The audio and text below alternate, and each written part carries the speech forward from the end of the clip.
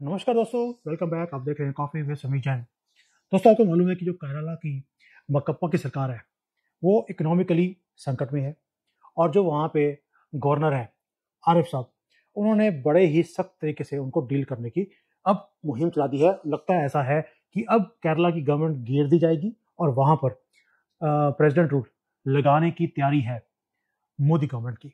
अब ये कैसे होगा, पॉसिबल है नहीं है, अब इसके ऊपर डिटेल में बात करते हैं कि हो क्या रहा है केरल में, और केरल को पकड़ना और उसे सुधारना क्यों जरूरी बन गया है आज की डेट में। अब आपको मालूम है कि वहां पर जो हमारे गवर्नर है, राज्यपाल है आरिफ मोहम्मद खान, उन्होंने बड़े ही शालीन तरीके से, बड़े ही एक सलीकेकार तरीके से उन्होंने जो मार्क्सवादी कम्युनिस्ट सरकार है उसको दुरुस्त करने का एक मुहिम चलाई हुई है, कर भी दिया है। और बांस भी नहीं टूटा, सांप भी मार दिया। अब देखिए, विधानसभा के जो बजट अधिवेशन था वहां पर 25 जनवरी को हुआ, उसमें उन्होंने उद्घाटन भाषण का बस 2 मिनट में समाप्त कर दिया अपना। 62 पन्नों का भाषण दिया गया था उनको, और ये बनाया किसने था? पूरी कबीना ने मिलकर बनाया था। और राज्यपाल ने क्या किया, सिर्फ 2 मिनट में काम खत्म किया। और पढ़ने के बाद आखिरी पेज और पहला पेज पढ़ा और उसके बाद राजभवन में जाकर बैठ गए। और कम्युनिस्ट सरकार ने क्या किया था, सभी पेजों के ऊपर मोदी सरकार के ऊपर तीव्र गालियां बकी थी और चाहते थे कि राज्यपाल उस सारी चीजों को बोले। और केरल के अंदर जो इकोनॉमिक संकट है उसमें सारा आरोप उन्होंने मोदी गवर्नमेंट के ऊपर लगा दिया था।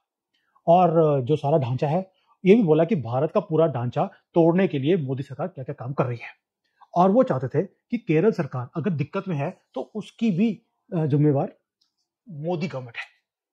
और अपने कबीना के भाषण का जो ये चंद मिनटों में आरिफ मोहम्मद खान ने समाप्ति कर दी। नहीं तो वरना होता क्या कि पूरे जितने भी न्यूज़पेपर्स हैं, टीवी चैनल्स हैं, उसके ऊपर यही लिखा जाता, देखिए जो हमारे गवर्नर हैं उन्होंने भी प्रधानमंत्री के ऊपर तीव्र आलोचना की है। ये स्टेटमेंट आती सारे अपने लिब्रांडो जो पत्रकार हैं उनकी तरफ से। हालांकि माकप्पा सरकार ने, जो हमारे गवर्नर हैं, इनको कई बार गलत तरीके से भी परेशान करने की हमेशा कोशिश की है।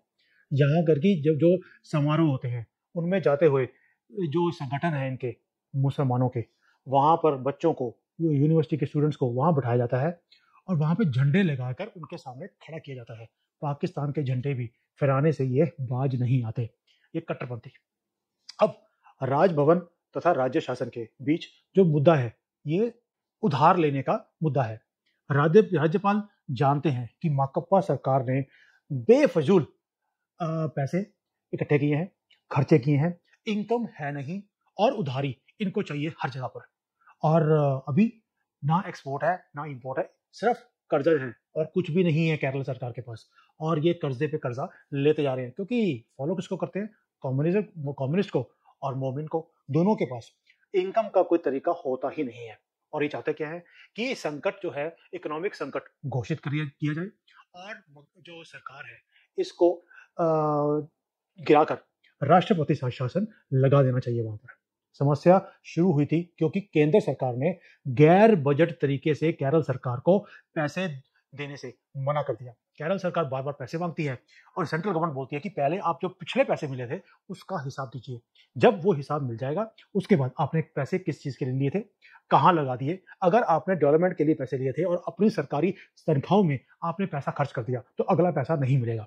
ये 2014 के बाद मोदी सरकार ने इंप्लीमेंट किया है, इसलिए सरकारों को काम करने पड़ते हैं। लेकिन केरल सरकार है जो कि हिसाब देना ही नहीं चाहती और चाहती है कि और इसे लोन मिल जाए, कर्ज मिल जाए और ये अपनी दुकानदारी बड़े आराम से चलाते रहे। और जब केरल के विधानसभा में आरिफ मोहम्मद खान जो ये मांग रहे हैं पैसा, उसको लोकतांत्रिक तरीके से इन सरकारी खर्चों पर लगाम कस रहे थे, ठीक तभी नई दिल्ली में सुप्रीम कोर्ट में सांसद और वकील कपिल सिब्बल संविधान की धारा 131 के तहत न्यायिक इंटरफेरेंस की मांग कर रहे थे। ये पुराने कांग्रेसी मंत्री हैं और अब समाजवादी पार्टी के अंदर वहां पर राज्यसभा सदस्यता लेकर ये कपिल सिब्बल वही अपने वाला अदालत में पहुंच गया और कहने लगा कि जो सरकार है केरल की उसको 262 अरब रुपए का उधार लेने की अनुमति दे दी जाए, ताकि वो जो सारा स्टेट है उसको चलाने में जहां जहां पे भी खर्चे करने हैं वो आराम से कर सके क्या दिक्कत है? 262 अरब रुपए को खास अमाउंट तो है नहीं भारत के लिए, क्या दिक्कत है?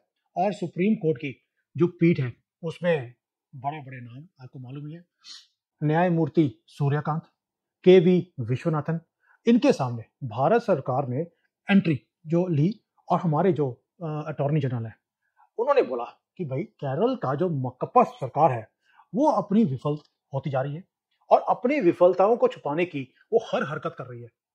वी वेंकट रमनिया ने जो हमारे ये हैं अटॉर्नी जनरल है उन्होंने बोला कि जजों को आगाह भी किया कि केरल सरकार अपनी याचिका द्वारा मांग कर रही है कि कृपया हमारी नाकामी को ढूंढने की कोशिश ना करें, हमारे ऊपर जो पर्दा पड़ा हुआ है वो पर्दा पड़ा रहने दीजिए, इसको जो हमने ये बुर्का डाला हुआ है इस बुर्के को हटाना मत, नहीं तो देखो इस्लाम खतरे में आ जाएगा। और ऐसी मांग कर रहे हैं कि हमें पैसा अनलिमिटेडली देते जाओ, ऐसा नहीं हो सकता।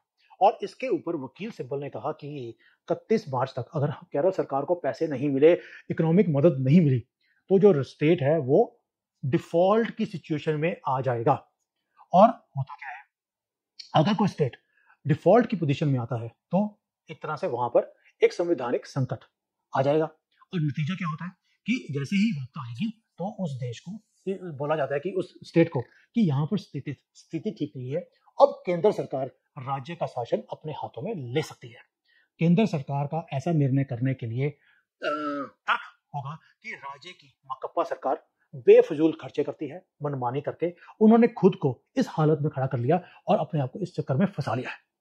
फिलहाल देखिए केरल में क्या होगा वो देखना पड़ेगा, लेकिन इसका उदाहरण अगले जो बाकी के राज्य हैं उनको चेतावनी भी देगा कि मुफ्त की रेवड़ियां बांट बांट कर आप पानी पी पी कर मोदी जी को कोसते हो, इससे हासिल होगा कुछ नहीं, आप अपने स्टेट्स भी गवा लोगे।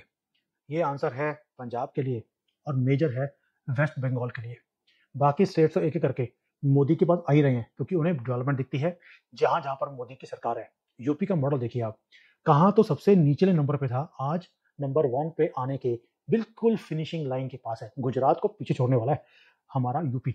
ये होता है जब आपके पास एक प्लानिंग हो, एक एग्जीक्यूशन का प्लान हो, उसके बाद एक चाह हो कि मुझे अब भारत की जीडीपी में कंट्रीब्यूट करना है, ना कि इसकी जीडीपी को नीचे लेके आने के लिए हर वो कदम करने हैं जिससे कि देश तरक्की कर ही ना सके। केरल हो, पंजाब हो, दिल्ली हो, वेस्ट बंगाल हो, ये सब ने यही काम पकड़ा हुआ है कि देश का नाम बढ़े ना, हम डिफॉल्ट कर जाएं, हमारा नाम भी फ्रेजाइल 5 से फ्रेजाइल 1 में आ जाए जैसे पाकिस्तान है, श्रीलंका है, यही ये चाहते हैं। इसलिए इनके पास सिर्फ ये होता है कि अपनी जेबें कैसे भरनी है और देश को तरक्की से रोकना कैसे है, नाम कैसे खराब करना है। मुझे लगता है केंद्र का ये जो फैसला है मेरे हिसाब से बहुत बढ़िया है। केरल को डिफॉल्ट करने दो, उसके बाद वहां पर राष्ट्रपति शासन लगाकर आपने जैसे 370 खत्म किया, जिहाद ही खत्म कर दिया कश्मीर से, अब नंबर है केरल का। और जैसे ही केरल ठीक होगा आप देखेंगे केरला के ठीक होते ही वेस्ट बंगाल का नंबर भी ऐसे ही लगने वाला है और लगना भी चाहिए। आपकी इसके बारे में क्या राय है बताना। आरिफ मोहम्मद ने जैसे मोदी जी का नाम खराब करने की कोशिश करी थी, स्टेट गवर्नमेंट ने जैसे बचाया है, वो पढ़ा ही नहीं जो ये पढ़वाना चाहते थे उनसे, सिर्फ शुरू किया, एंड किया और काम खत्म। वैसे ही मुझे लगता है केरल में घुसो, ठोको, मारो और काम खत्म, यही करना पड़ेगा। वरना मोमिन्स ने जैसे वहां पे अपनी दुकानदारी चलाई हुई है और चलाते जा रहे हैं, झंडे वहां पे भारत के कम पाकिस्तान के ज्यादा हैं। पाकिस्तान के ऊपर मैंने वीडियो बनाई थी कि कैसे वो इन जिहादियों को खड़ा कर रहा है ताकि पाकिस्तान को भारत के साथ लड़ाई करने की जरूरत ही ना पड़े। हमारे देश में 15 लाख तो फौजी हैं और 15 करोड़ जिहादी हैं। वैसे तो 30 करोड़ हैं, लेकिन 15 करोड़ वो हैं जिनके हाथों में हथियार है, बाकी 15 करोड़ तो सिर्फ उनके लिए रोने के लिए है कि देखिए हमारे ऊपर कितना ज्यादती हो रही है। मैं कि गले भी ये काटे और ज्यादती भी यही प्रूव करते हैं कि देखिए हमारे साथ कितनी ज्यादती हो रही है, हमें खुलेआम गले दूसरों के काटने की परमिशन नहीं दी जा रही। ये है इनकी असलियत। दोस्तों आरिफ मोहम्मद खान जो गवर्नर है केरला के, उन्होंने काम तो सही किया है और तैयारी है इस गवर्नमेंट को कैसे गिरा जाए, वहां पे कंट्रोल अपने हाथ में लिया जाए जैसे श्रीनगर में हमने लिया है, जम्मू कश्मीर में हमने लिया है, और फिर उसके बाद इन सबको ठीक किया जाए। वक्त आ गया है। आपकी इसके बारे में राय क्या है, शेयर जरूर करना। Thank you. जय हिंद, वंदे मातरम, जय Shri Ram. Hi there. If you liked the video, please don't forget to smash the like button, subscribe to our channel, and activate the bell icon so that you receive all notifications whenever we upload a new video. Thanks for watching.